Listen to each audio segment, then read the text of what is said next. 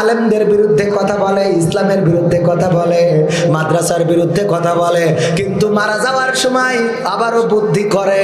সন্তানদের বলে, খোকারা আমি মারা যাওয়ার পরে তোদের কাছে ওসিয়ত হলো, ওই গোরস্থানে চলে যাবি, একটা কাফন চুরি করে নিয়ে আসবি মরা লাশ থেকে, ওই কাফন চুরি করে ওই কাফনের কাপড় দিয়ে আমার মাটি দিবি।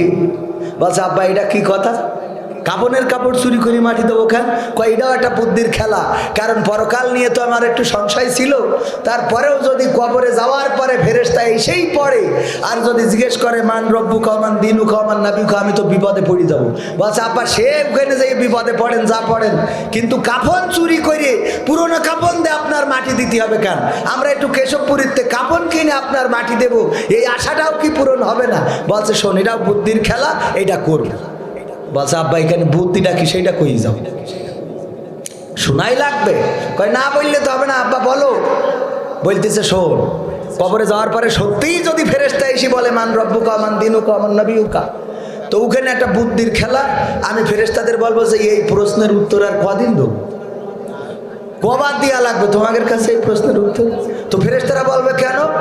তো বলবো, কাপন দেখে বুঝতে পারছো না আমি আজকে লাশ, আমি আজ মরেছি, পুরনো কাপড় ছিঁড়ে যাচ্ছে, আর আমার আজ আবার এসে বলছে মান রব্বুকা মান দীনুকা। এদের নাম কি?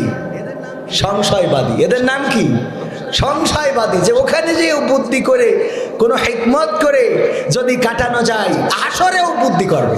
হাসরের ময়দানে যখন দাঁড় করাবে, ধরে নেন যে জাফর ইকবাল স্যারের দাঁড় করাইলো, যে কি অবস্থা দুনিয়ার পরে কেমন? আল্লাহ, আমি তো তোমার একদম মুখলেস বান্দা, আমার গোপ দেখে বুঝতে পারছো না, গোপের সাইজ যদি এই হয় তাহলে দাড়ি কত বড় ছিল, বোঝেন নেই? মানে এরকম অনেকেই আছে যে গোপের মানে দেখি গোপের সাইজ, বলছে যে আমার গোপের সাইজ দেখে আল্লাহ দেখো গোপই রাখিছে এত বড়, তাহলে দাড়ি কত বড় ছিল। আল্লাহ তখন কি করবে? আল-ইয়াউমা নাখতিমু আলা আফওয়াহিহিম ওয়া তুকাল্লিমুনা আইদিহিম ওয়া তাশহাদু আরজুলুহুম বিমা কানু ইয়াকসিবুন।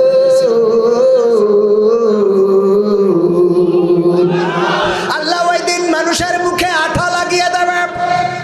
জাফর ইকবাল সহ আরো যারা আছে আল্লাহর বড় বড় ওলি, ওই যে আবার আর একজন আছে, ওর নাম নিজুম মজুমদার নাকি মজুমদার, এদের মুখে আঠা লাগিয়ে দেবে। তারপরে বলবে, তোমার হাতের জবানটা খুলে দিলাম, তোমার পায়ের জবানটা খুলে দিলাম, তোমার কানের জবান খুলে দিলাম, তোমার চোখের জবান খুলে দিলাম। এখন হাত বলবে, ও আল্লাহ, হাত দিয়ে লিখেছে ইসলামের বিরুদ্ধে, লিখেছে টুনটুনা টুনটুনটুনি, টুনা টুনি এবং ছোটাচ্ছু নামের বিভিন্ন সিরিয়াল লিখেছে, বানর থেকে মানুষ হয়েছে লিখেছি। অথচ আল্লাহ তুমি বলেছো, ইযে ক্বালা রাব্বুকা লিল মালাইকাতি ইন্নী জাইলুন ফিল আরদি খলিফা আতাজআলু ফিহা মান ইউফসিদু ফিহা ওয়া ইয়াসফিকুদ দিমাআ ওয়া নাহনু নুসাব্বিহু বিহামদিকা ওয়া নুকদ্দিসু লাকা ক্বালা ইন্নী আ'লামু মা লা তা'লামুন।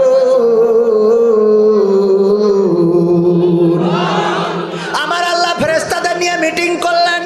ওগো ফেরেশতারা, মিটিং এ আইসো, তোমাদের সাথে পরামর্শ আছে। কি পরামর্শ? আমি দুনিয়ায় মানুষ পাঠাতে চাই, খলিফা পাঠাতে চাই। বলো ফেরেশতারা, তোমাদের মতামত কি? ফেরেশতারা বলল, আবার মানুষ পাঠাবেন? কেন পাঠাবেন? ওরা তো দুনিয়ায় যেয়ে ডিস্টার্ব করবে, বলবে খেলা হবে। কি হবে?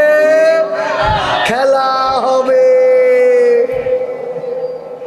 ওরা দুনিয়ায় যায় বলবে খেলা হবে, মারামারি হবে। এ তো খেলা এখন শুরু হয়ে গেল। সবাই দুরূদ পড়ে না, আল্লাহুম্মা সাল্লি আলা। এর মধ্যে যা করার করি ফেলেন। ওয়ালা আলি সাইয়্যিদিনা নবীর নামে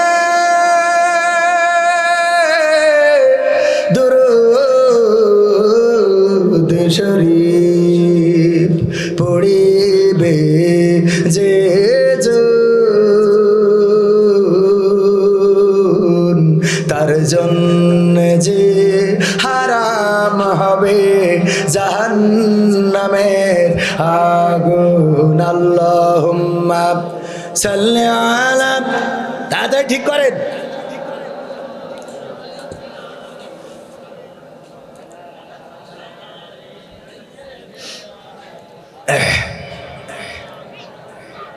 আমার ভাইরা, ওই পরকালের ময়দানে বুদ্ধি খাটাবে। আল্লাহ, আমি তো বড় আল্লাহওয়ালা ছিলাম, নামাজি ছিলাম, রোজাদার ছিলাম, তোমার হুকুম মেনে চলতাম। আর আল্লাহ রাব্বুল আলামিন সাথে সাথে মুখে আঠা লাগিয়ে দেবে, আল্লাহর সাথে হাত কথা বলবে, পা তার কৃতকর্মের সাক্ষ্য দিয়ে দেবে, চোখ বলবে এই চোখ দিয়ে সুন্দর সুন্দর মেয়েদের দিকে তাকাতো আর টার্গেট করতো গো যুবকেরা। বোঝা গেছে? সুন্দরী মেয়েগুলো দেখতো আর টার্গেট করতো। এই হাত বলবে, এই হাত দিয়ে মেসেজ দিত, বলতো হাই হাই হাই গো। তারপরে পা বলবে কথা সত্য, কারণ একদিন এমবি ফুরোয় গেছিল, তাই রাত্রি আমার পায়ে হেঁটে হেঁটে যেয়ে দোকান থেকে এমবি কিনে নিল। কথা কয় না? প্রতিটা অঙ্গ প্রত্যঙ্গ সাক্ষ্য দেবে। কান বলবে কথা যা বলেছে সত্য, কারণ 14ই ফেব্রুয়ারি ওই গদখালি গেছিল, যেই বলছে তুমি খালি একবার বলো আই লাভ ইউ, খালি একবার বলো আমি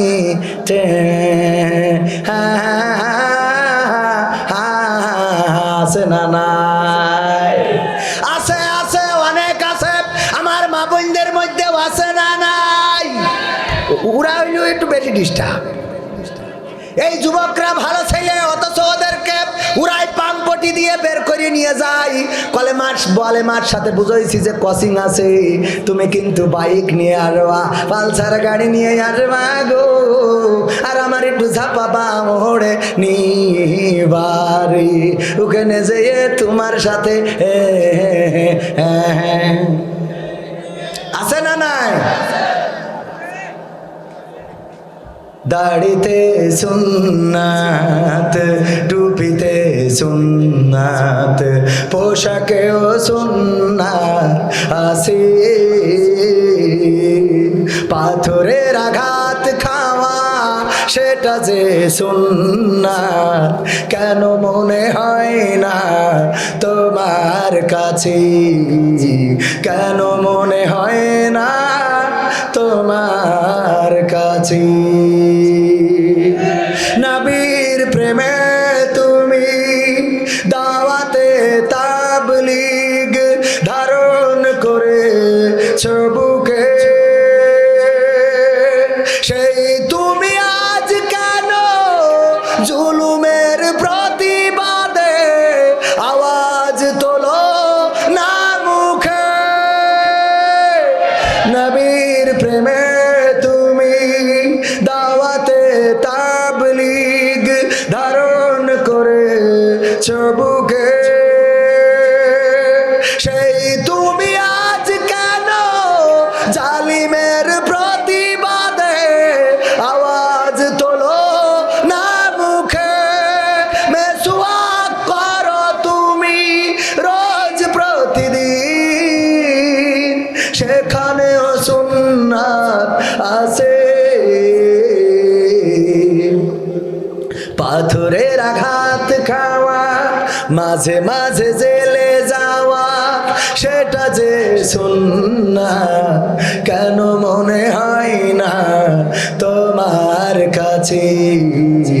কেন মনে হয় না তোমার কাছে? মিলাদুন নবীতে বড় সোচ্চার তুমি, নাকি দেখানো লোক?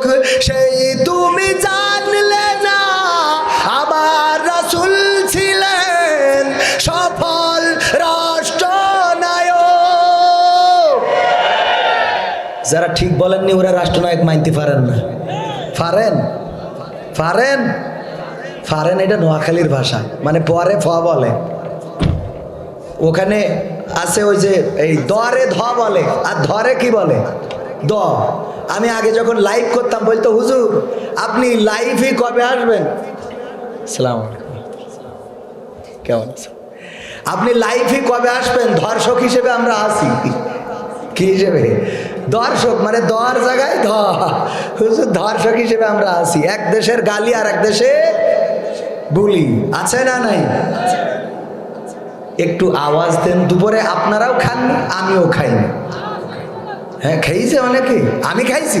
না না না না, আমি আইসি, আমার দেরি হওয়ার কারণে বলছিল যে ভাই অন্তত একটা আঙুর খেয়েতে চলেন, স্টেজে যাই। কলাম ও লাগবে না, ডাইরেক্ট আগে স্টেজে টাইম মেনটেন্স করি, তারপরে এই উল্টো পাল্টা এই যে ম্যাপ, এরা ওই দুর্নীতি করি আমার ও এমনি সেমনি ঢুকাই এখানে কোন জায়গায় নিয়ে যাচ্ছিল। পরে মানুষের কাছে জিজ্ঞেস করতে করতে আমাদের এক হিন্দু দাদার কাছে জিজ্ঞেস করলাম।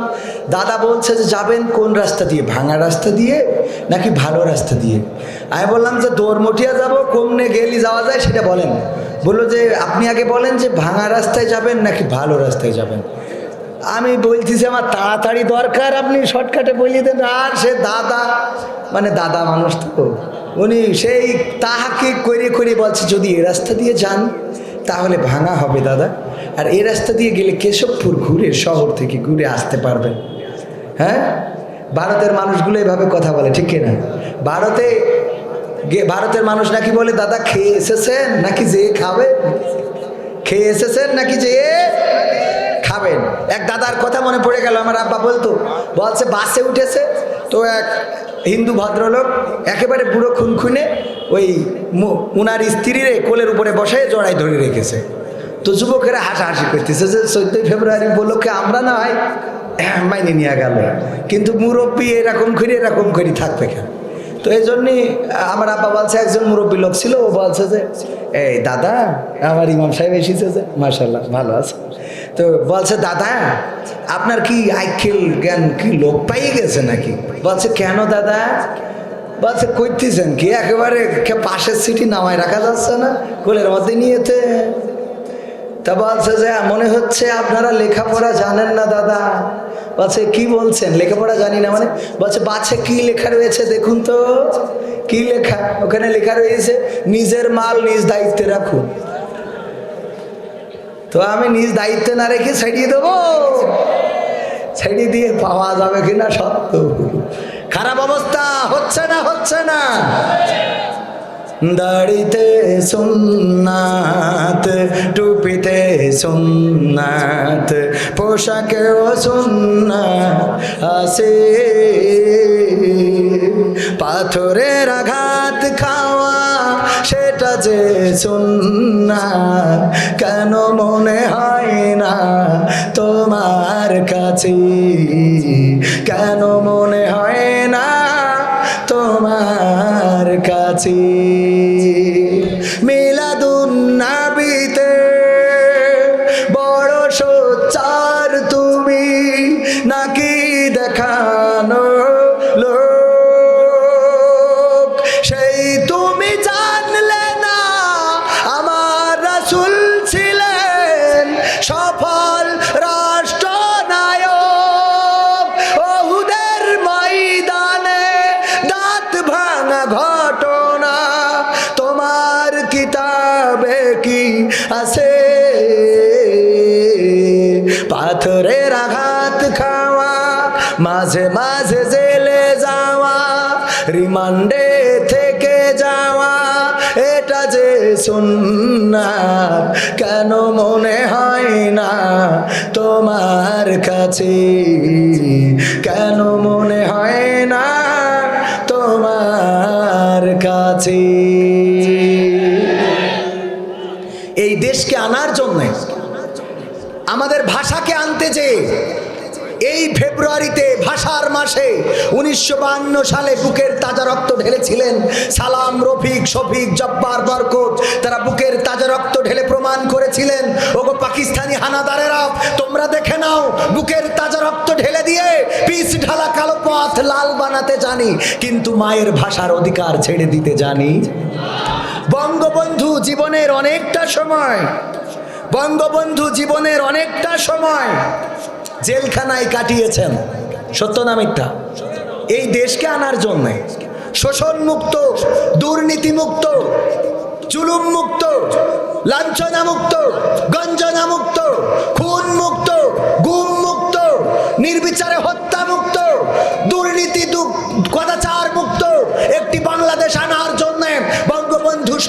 ছিলেন, যার জন্য জেল খাটা লেগেছে না লাগে নাই? তার মানে অন্যায়ের বিরুদ্ধে কথা বলতে গেলে জেল হতে পারে, জুলুম হতে পারে, কারাগারে জায়গা হতে পারে, ফাঁসির কাষ্ঠ হতে পারে, ফাঁসির কাষ্ঠে ঝোলা লাগতে পারে, কিন্তু সত্যের পক্ষে সোচ্চার থাকতে হবে না? হবে না? অন্যায়ের বিরুদ্ধে সোচ্চার হতে হবে না? হবে না? যেখানে অন্যায় সেখানে প্রতিরোধ, যেখানে অন্যায় চলবে, অপরাধ চলবে, সেখানে বাধা দিতে হবে, দুটি হাত দিয়ে বাধা দিতে হবে। এই দায়িত্ব দিয়েছেন কে? সুতরাং 14ই ফেব্রুয়ারি যদি কোনো অন্যায় হয়, অশ্লীলতা হয়, বেহায়াপনা হয়, নোংরামি হয়, আমার তরুণেরা, যুবকেরা সমাজকে বিনষ্ট করতে চায়, যদি এই সমাজে অশ্লীলতাকে প্রকাশ্যে তারা যা ইচ্ছা যেভাবে ইচ্ছা অপরাধ করতে চায়, সেখানে বাধা দিতে হবে, তাদের কাবিনের কাগজ দেখতে হবে। কারণ মামুনুল হকের কাবিনের কাগজ দেখি ছেড়ে দিয়েছি না আমরা? পাকামো। যদি ওরও দেখতে পারি, তোরও দেখতে পারবো না? পারবো না। কাবিনের কাগজ দেখে তারপরে হাত ধরবে। এটা বাংলাদেশ, তাওহীদি জনতার বাংলাদেশ, বিশ্বের তৃতীয় বৃহত্তম মুসলিম দেশ। এখানে চাইলেই যা ইচ্ছা তাই করা যাবে না।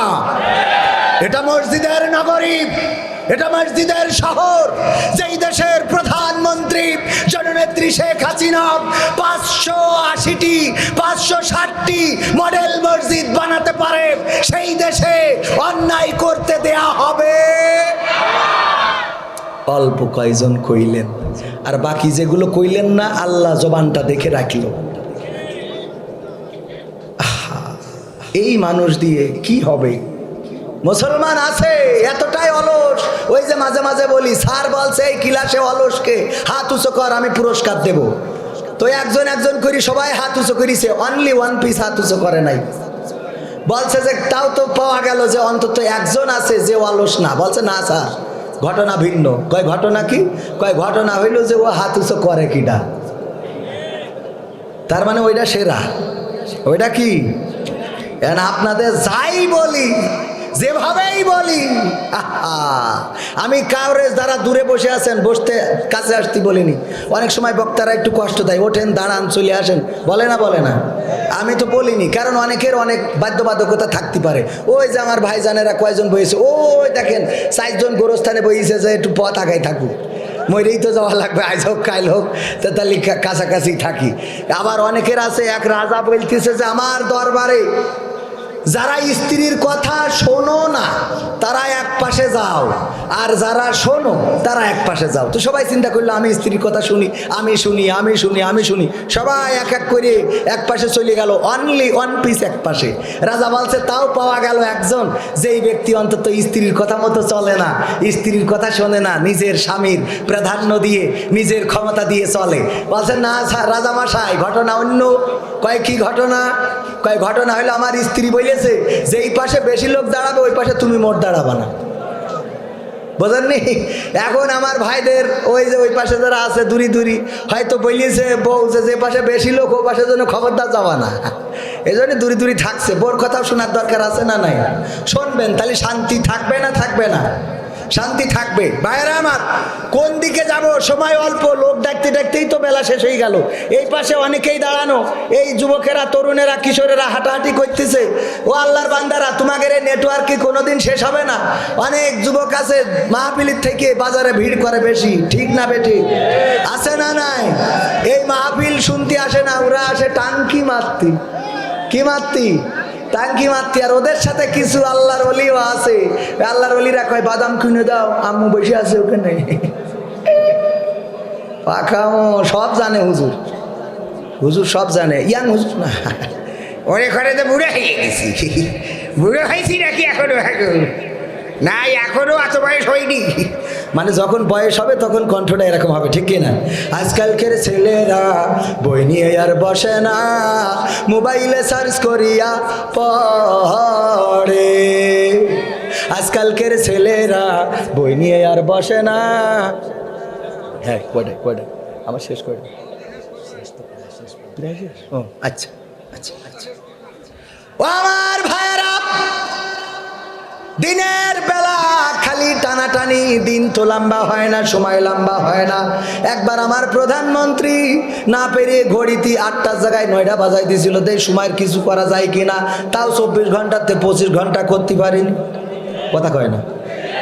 এই জন্যই সময় অনেক স্বল্প, সময় বড় অল্প রে বন্ধু, সময় বড় অল্প। আসো না দুইজনে মিলে করি খোশ গল্প। আমি বলি কেন এমন ভাবো, অথচ এরকম কেন ভাবো না? রঙিন পৃথিবী ছাড়িতে হইবে, সাধারে দেহ মাটিতে খাইবে, শূন্য হবে জিন্দেগানি।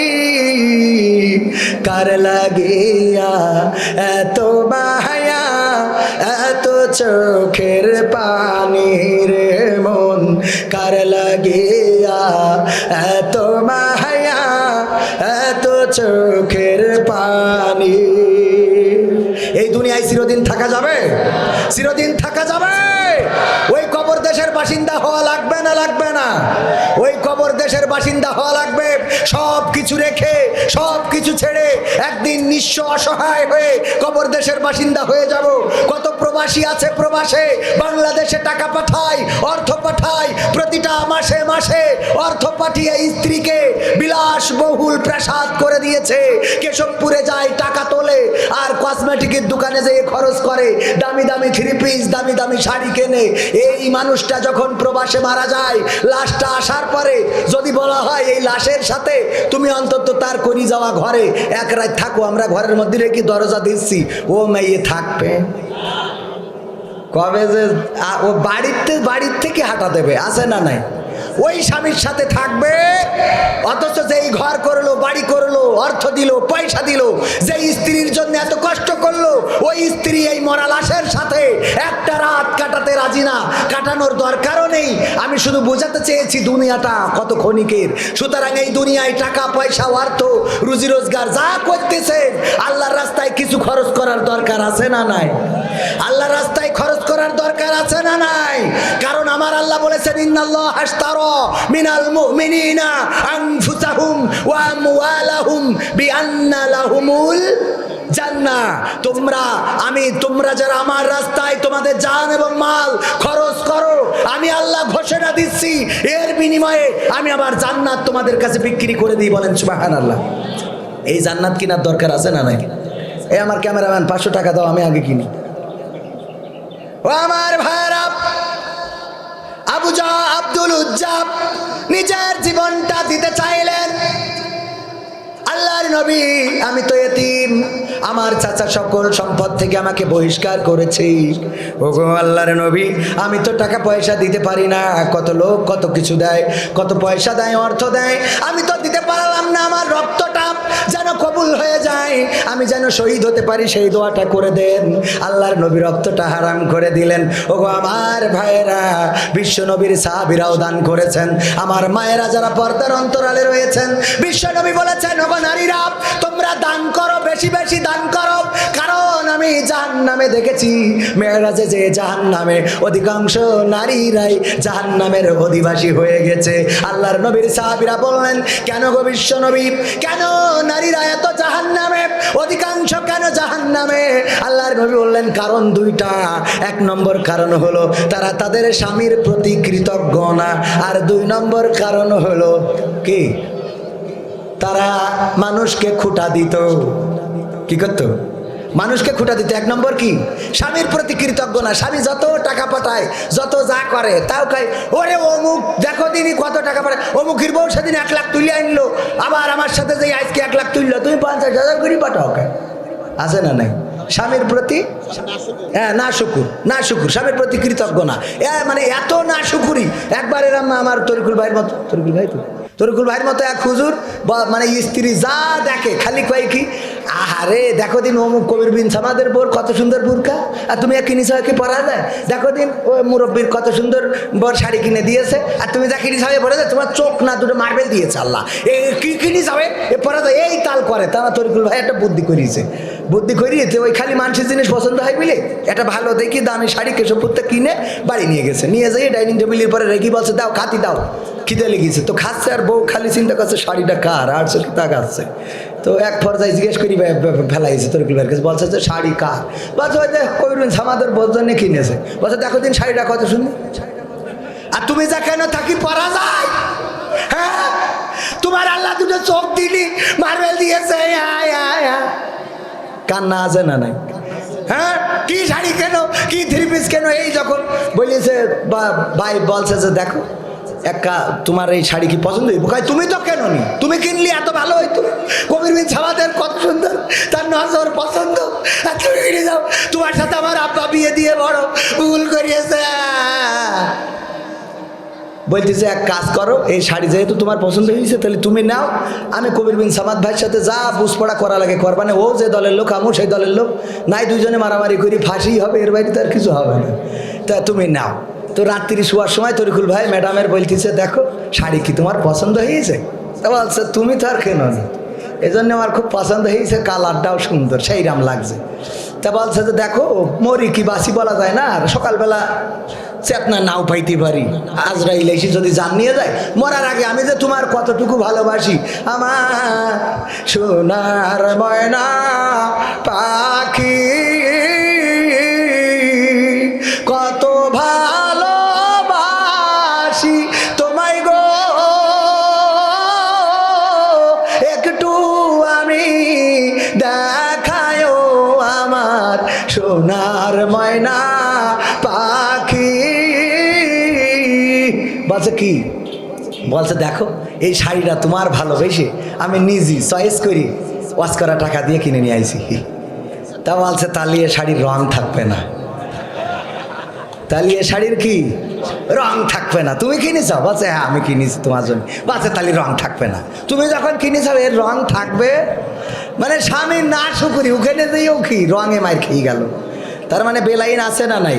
ও আমার মায়েরা বোনেরা আর ভাইয়েরা দুলা ভাইয়েরা, এই মাহফিলের অনেক খরচ, 500 1000 2000 3000 করে কয়েকটা মিনিট সময় দিলাম, আমি ব্যক্তিগতভাবে 500 টাকা দিলাম।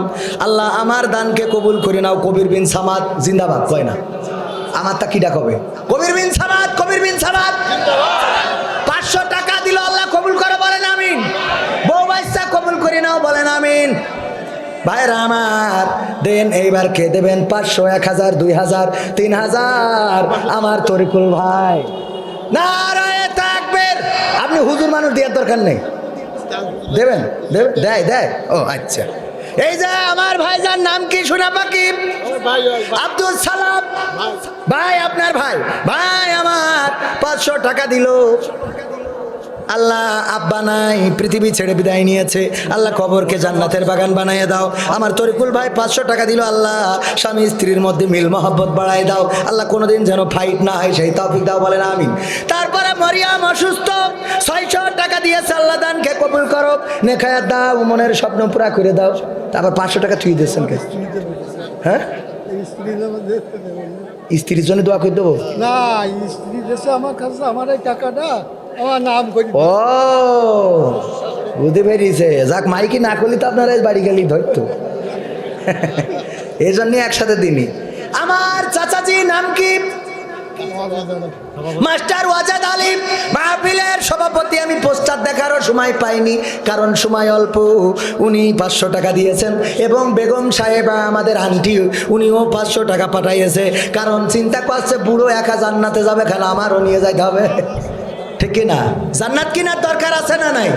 500 টাকা দিলেন, 500 500 1000। আল্লাহ স্বামী স্ত্রীকে কবুল করে নাও, নেখায়াত দিয়ে দাও, মনের স্বপ্ন পুরা করে দাও। কিনা? হাফিজুর রহমান সিদ্দিকী কুয়াকাটা,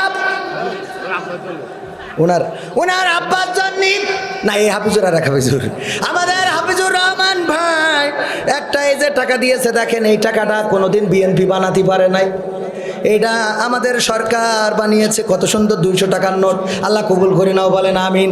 1000 টাকা দিল, আল্লাহ দানকে কবুল করনে, খায়াত দিয়ে দাও। পিতার জন্য দোয়া চেয়েছে, পিতার কবরকে জান্নাতের বাগান বানায় দাও। কিনা আব্দুল সামাদ, আব্দুল সামাদ মা বাপের জন্য দোয়া চেয়ে 1000 টাকা দিয়েছে। আল্লাহ মরি গেছে তো না, এবার বললো দোয়া করি জান্নাতে পাঠাই দেবো।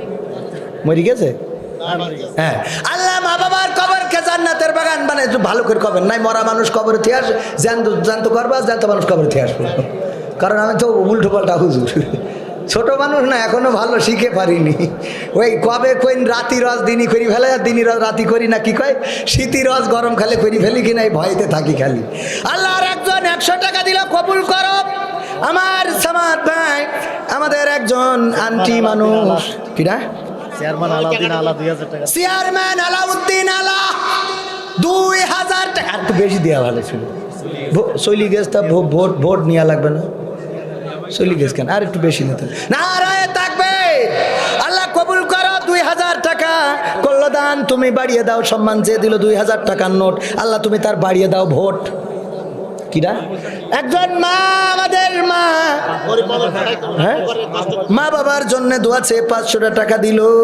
আল্লাহ মায়ের বাবার কবরকে জান্নাতের বাগান বানায় দাও। আল্লাহ আবার খালাম্মা, তার বাবার নামে কিরা আলমগীর কবির, তার মা বাপের নামে 500 টাকা দিল। আল্লাহ মনের নেক আশাকে কবুল করে দাও। আর কিরা তাড়াতাড়ি দেন না, খান এখনো গান শোনাবো। আমার ভাইয়েরা ইউটিউবের মানুষগুলো এসে দুটো গান নেবে, তা সে শোনাবো কি করে? কিরা 110 টাকা কিরা দিয়েছে, আল্লাহ কবুল করো। আর প্যাকেটও দেবেন, আর নোটও দেবে। প্রফেসর আব্দুল কাদের, মা অসুস্থ, বাবা মারা গেছেন, বাবার কবরকে জান্নাতের বাগান বানাও। আল্লাহ মাকে সুস্থতা দান করে দাও, আল্লাহ নেখায়াত দিয়ে দাও। আর কোন বান্দা আছে আল্লাহর বান্দারা কি টাকা না দিয়ে খালি গিলাস নিয়ে টানাটানি করতেছে? টাকা দেন। কিরা মেম্বার কামালউদ্দিন 1000 টাকা, আল্লাহ তুমি তার ভোট বাড়িয়ে দাও, জীবনে যেন ফেল না করে। আর সাথে যে কজন দাঁড়ায় সবাই পাশ করুক, বলেন আমি। আর আরো আর দেবে নাকি? পাশে আব্দুল আজিজ, আব্দুল গনি, আব্দুল গনি মানে ধনী, হাজি আব্দুল গনি কনে আমার হাজি গো, ছেলে এমবিবিএস ডাক্তার। আল্লাহ রুগী বাড়াই দেয় যেন, সেই দোয়া করবো। দেন টাকা দেন। 10,000-এ হয়? আপনি এটা কথা বলেন। ডাক্তাররা পরীক্ষা করতে যে এটা রুগীর পেট ব্যথা নিয়ে গেল 30,000 টাকা বিল করে। কই হাজি সাহেব কই? তাহলে বল না, আল্লাহর রাস্তায় বলে না, যুবক মানুষ দোয়া করে দিয়ে না, ছেলের সাথে পরামর্শ করে দিয়ে কোন দেবেন তো দেবেন, একটু আমি একটু দোয়া করার সুযোগ পাই। দান প্রকাশ্যে দেওয়ার জন্য আল্লাহ কোরআনে স্পষ্ট করে বলে দিয়েছে, প্রকাশ্যেও দান করা যাবে, আপনার গোপনেও দান করা যাবে। না না, আপনি প্রকাশ্যে একটু বলেন, হাজি মানুষেরা প্রকাশ্যে দানে সোয়াব বেশি, প্রকাশ্যে দানে সোয়াব বেশি যদি আপনার নিয়ত মুখলেস হয়, আপনার নিয়ত যদি সহি হয়, আপনার নিয়ত যদি ভোটের জন্য হয়, তাহলে তার সোয়াব হবে না, ভোট হবে। কিন্তু আপনি সহি নিয়তে প্রকাশ্যে দান করলেন মানে অনেককে অনুপ্রেরণা দিলেন, কথা কয় না। এটা দান করার জন্য বলেছে কিরা নাম বলিনি, 500 টাকা। হ্যাঁ, মা বোনেরা দেখছে কইতা, আমার আবেদা জবেদা সকিনা খালেদা হাসিনা কই দেন আল্লাহর রাস্তায় তাড়াতাড়ি করে। মা বোনেরাই আমার একটু ওই ওখানে লোক পাঠান, আরে ইয়ে বাবা নোট যারা দেবেন না, আমার ইমাম সাহেব অনেক ভালো মানুষ, কয় টাকার বেতন পায়, তারপরেও 200 টাকা দিয়ে দিলে আল্লাহ দানকে কবুল করে নাও। পরিষদের চেয়ারম্যান তিনি বললেন, আমি যে কোনো মূল্যে লালমনিরহাটকে মাদক মুক্ত দেখতে চাই। আমি বলেছি মাননীয় অতিথি, মাননীয় দেশবাসী, মাননীয় নেতা নেত্রীরা, যদি লালমনিরহাট শুধু নয় গোটা বাংলাদেশকে মাদক মুক্ত দেখতে চান, তাহলে কিছু করা লাগবে